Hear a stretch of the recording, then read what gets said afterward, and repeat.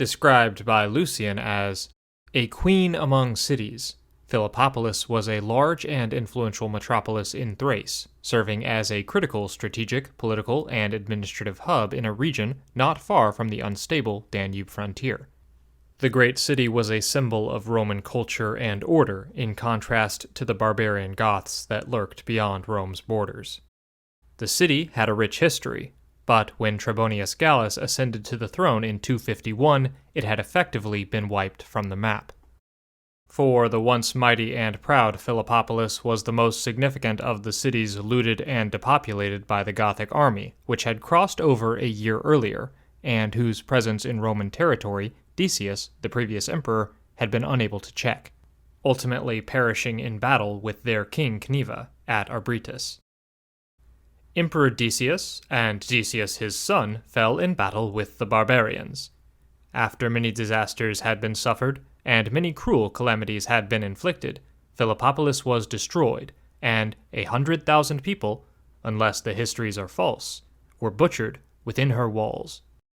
This was the state of affairs when Gallus was acclaimed emperor by the remnants of the Danube legions who had survived the slaughter at Abritus. The scion of a distinguished Italian family and a previous consul, Gallus was assisting Decius's war effort as the governor of Lower Moesia, meaning that he was the highest-ranking figure left standing after the battle. This proved to be a mixed blessing, however, as he was now left with the unenviable task of attempting to secure peace with the Goths, and encourage them to depart Roman territory from a position of unnatural weakness for the Romans. For Gallus not only permitted them to return home with the plunder, but promised to pay them annually a sum of money, and allowed them to carry off all the noblest captives, most of whom had been taken at Philippopolis in Thrace. It should be no surprise that sealing this truce required Gallus to reinstate the tribute payments to the Goths that had been suspended by Philip the Arab several years earlier. Though there is no record of the amount, it was almost certainly significantly higher, now that Cniva and the Goths had the upper hand. But though there was some measure of humiliation in allotting much-needed gold to the Goths, more shameful and damaging to the legitimacy of Gallus's new regime is that the quickly negotiated peace allowed the Goths to keep all the plunder that had been seized over the course of their invasion, including the imperial treasury that had been traveling with Decius, and was taken by the Goths in the aftermath of the battle. Gold beyond the wildest dreams of the tribes was now flowing to Cniva and his troops, so much so that the entire economy of the region was transformed, transitioning from a primarily silver-based system to one predicated on gold. Such was the Roman wealth that had fallen into the hands of these tribes. But the consequences for Roman state finances were just the beginning. Innumerable Roman captives who had been stolen from their homes were now consigned to a life of servitude in the barbarian hinterlands, abandoned to this horrific fate by an emperor who was powerless to save them. It was the cruel and cold calculus of statecraft that had forced Gallus to turn his back on these citizens, representing a remarkable transformation of fortunes that now the strong tribes would do what they can, and the weak Romans had to suffer what they must. But as damaging as the settlement was to Roman pride, there was no other choice, even though Gallus knew that there would be consequences in Rome for appeasing the Goths.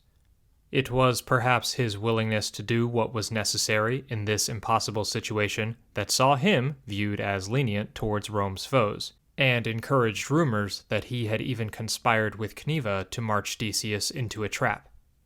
Modern historians reject this theory, but the fact that it was recorded indicates that distrust must have been pervasive from the beginning. The humbling peace secured, Gallus was now tasked with something immeasurably more difficult: establishing his legitimacy and warding off any potential challenge from another Roman rival. Prior to Decius, every emperor since the death of Septimius Severus in 211, with the possible exception of Gordian III, had been felled by another Roman claimant to the throne, and Gallus certainly regarded internal schism as the bigger threat to his new position and his life than the Goths. After all, tribal barbarians may inflict damage on frontier provinces, but they had no desire to overthrow a sitting emperor. The name of the current princeps mattered little to them. Who he was meaningless. Their only concern would have been prompt payments of the tribute. A Roman, on the other hand, would make war on Gallus personally, not on the empire as a whole, and would only stop if he had killed the emperor and extinguished his entire line. It is easy to understand, then, why, during the long 3rd century crisis, emperors consistently prioritized defense against internal usurpers over external foes. One was an existential threat, while the other would only uproot and destroy the lives of provincials. With this in mind, Gallus had to move fast to secure his legitimacy and avoid a civil war, and so he elevated Decius's surviving younger son, Hostilian, from the junior rank of Caesar to the position of Augustus, which, in theory, made him Gallus's co-regent, though of course there was little doubt who the senior figure in this new arrangement was. Gallus also moved to deify Decius, and seems to have continued his persecution of the Christians, not wanting to reverse his predecessor's most significant policy. Again, circumstances had forced Gallus's hand to enact this regime of continuity, because Hostilian had remained in Rome, and thus Gallus would have had to either order his death from afar or name him a senior emperor, lest he claim the throne on his own. However, subsequent actions reveal that Gallus likely intended to cut Hostilian out of the line of succession, as he elevated his own son, Volusian, to the rank of Caesar, and arranged for Volusian to marry an unnamed daughter of Decius. A new dynasty, resulting from the fusion of these two houses, seemed to be taking shape. But there were some threats that could not be pacified through negotiation or marriage alliances. If you're enjoying this video, please do us a favor by liking, commenting, and subscribing. We're a small channel, and this is the only way to get the almighty YouTube algorithm to notice us. Furthermore, you can help Tribunate become more sustainable by becoming a member for as little as 99 cents a month. Thank you for all of your support. Rome was still suffering under the Ebola-like epidemic known today as the Plague of Cyprian, which by August of 251 seems to have even claimed the life of Hostilian. While in this age of chaos and uncertainty, there is ample reason to suspect foul play in the convenient death of a superfluous emperor. The death of even someone as privileged as Hostilian is not surprising. Life was incredibly precarious in ancient Rome, and even the wealthiest and most insulated from the struggles of the common people were still vulnerable to the pathogens that were constantly incubating and evolving in a city as large and unsanitary as Rome. A biography of Cyprian details the impact of the terrible disease in Carthage. Afterwards there broke out a dreadful plague, and excessive destruction of a hateful disease invaded every house in succession of the trembling populace, carrying off day by day with abrupt attack numberless people, every one from his own house. All were shuddering, fleeing, shunning the contagion, impiously exposing their own friends, as if with the exclusion of the person who was sure to die of the plague, one could exclude death itself also. Given the patterns of urban life in the ancient world, we can expect this scene to look similar in Rome. But even with the full knowledge that diseases could be transmitted from the sick to the healthy, Gallus and Volusian remained in Rome and oversaw the burials of the poor and abandoned, earning them popular goodwill for not absconding from the city in this dark hour. But if disease was the ultimate enemy, and a terror that could not be reckoned with, the renewed threat posed by Sasanian Persia was hardly any easier to confront. Shapur I, the second king of kings of the Sasanian dynasty that had toppled Rome's old sparring partner Parthia, was everything that the recent spate of Roman monarchs was not.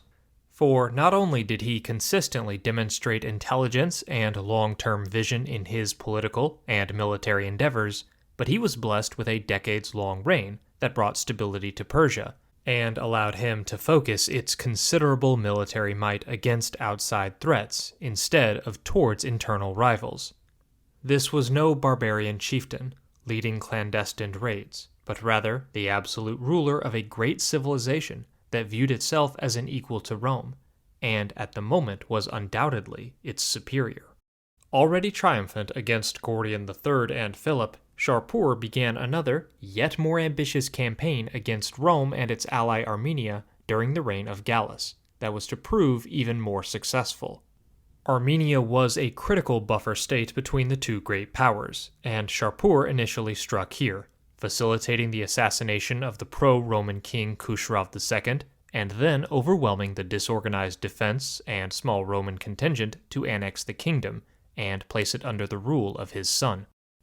The humiliating loss of a key ally in the region was bad enough, but Shapur's designs extended far beyond Armenia, and he would use the kingdom as the launching pad for an invasion into the empire proper a year later. There he fell upon Roman troops that had been massing to retaliate against the Persians. At Barbalissos he routed the legions and claimed to have killed 60,000 Romans. Even if the figure is exaggerated, it was another humiliation for Rome, something that was becoming all too routine. With no one save a few remnants in isolated forts and hastily organized local militias standing in his way, Shapur was able to strike deep into the heart of Roman Syria, laying waste to one of the most prosperous regions of the empire, and even sacking the great city of Antioch. The Persians invaded Asia, in which they acquired possession of Mesopotamia, and proceeded even as far as Antioch in Syria, took that city, which is the metropolis of all the East, destroyed many of the inhabitants, and carried the remainder into captivity, returning home with immense plunder after they had destroyed all the buildings in the city, both public and private, without meeting with the least resistance. And indeed, the Persians had a fair opportunity to have made themselves masters of all Asia, had they not been so overjoyed at their excessive spoils, as to be contented with keeping and carrying home what they had acquired. Another once great province was now a wasteland. Despoiled cities stood sentinel over burning fields, and everywhere one looked, they would have seen a vast emptiness devoid of human life. For whoever had escaped the slaughter was rounded up and deported deep into the Persian heartland, to toil as slaves in Shapur's cruelly named new city of Ve Antioch Shapur, which translates into Better the Antioch of Shapur. The Roman habit of making a desert and calling it peace was now being visited upon them, and everyone from the lowest legionary to the emperor himself was powerless to stop it. But despite the loss at Barbalissos and the extensive destruction visited upon Syria, Gallus would have counted himself lucky to only face conflict on a single front. He was to learn that unfortunately it was impossible to buy peace with tribes that are hungry for war, and the Gothic threat soon re-emerged. Gallus was so supine in the administration of the empire that the Scythians in the first place terrified all the neighboring nations, and then laid waste all the countries as far by degrees as the sea coast, not leaving one nation subject to the Romans unpillaged, and taking almost all the unfortified towns and many that were fortified. Smelling blood in the water, this new incursion took place in 253, at the same time that Shapur was ravaging the east. Emboldened by their previous success and the acquiescence of Gallus in making such favorable peace terms, another raid was inevitable. Using a dispute over the tribute payment as a pretext, Rome again found itself at war with the Goths. But because the border regions targeted before had not yet fully recovered from the earlier invasion, the Goths, brimming with confidence, descended downriver and crossed the Hellespont in boats to raid the much wealthier cities of Asia Minor. The audacity of this move was a systematic shock to the Roman world, as this region was seen as far from the troublesome frontier and firmly within the safe imperial heartland. Ensconced as it was by these imaginary walls, the region was thus much less well defended, and after bypassing the legions on the Danube, the invaders had free rein in an area that had not seen war for hundreds of years. Just as in Syria, the only defense that could be mustered was by impromptu local militias and patrols. Those confronting the horrors of war were increasingly having to fend for themselves, and the Roman world itself seemed to be fracturing. Defeat and death haunted the empire at every turn, and the grip of the crisis tightened ever more as provinces once thought safe confronted the reality of their new vulnerability. But just as the situation seemed at its most grim, An unexpected reversal of fortunes on the Danube front allowed the Romans to once again dream of victory, to hope for salvation, and to imagine a new golden age reinstated at the end of their sufferings. For the raiders who had pillaged Asia Minor were intercepted on their way back home with all their spoils and defeated by the governor of Upper Moesia, a man named Marcus Aemilius Aemilianus. Known today as Aemilian, this commander would even restore Roman pride by leading a punitive expedition across the Danube, which saw the recovery of Romans who had been captured and held as slaves. But as welcome as this day was for the legions, and even more so for those who had been redeemed from servitude, that the victory had been won by Aemilian, and not Gallus, spelled disaster for the emperor, because now the inevitable occurred. Encouraged by this long-awaited victory, Aemilian was declared emperor by his troops. The Scythians of Europe were in perfect security and went over into Asia, spoiling all the country as far as Cappadocia, Picenus, and Ephesus, until Aemilianus, commander of the Pannonian legions, endeavoring as much as possible to encourage his troops, whom the prosperity of the barbarians had so disheartened that they durst not face them, and reminding them of the renown of Roman courage, surprised the barbarians that were in that neighborhood, having destroyed great numbers of them, and led his forces into their country, removing every obstruction to his progress, and at length freeing the subjects of the Roman Empire from their ferocity. He was appointed emperor by his army. On this he collected all the forces of that country, who were become more bold since his success against the barbarians, and directed his march towards Italy, with the design of fighting Gallus, who was as yet unprepared to contend with him. Gallus and Volusian marched out to confront the usurper, and sources tell us that they ended up being struck down by their own soldiers, though they are in conflict over whether this occurred before or after a clash with Aemilian's legions. Regardless of the exact circumstances, the writing was on the wall. How could an emperor who had overseen nothing but defeat and misery hope to retain his legitimacy in the face of a commander who had restored a mere modicum of Roman honor?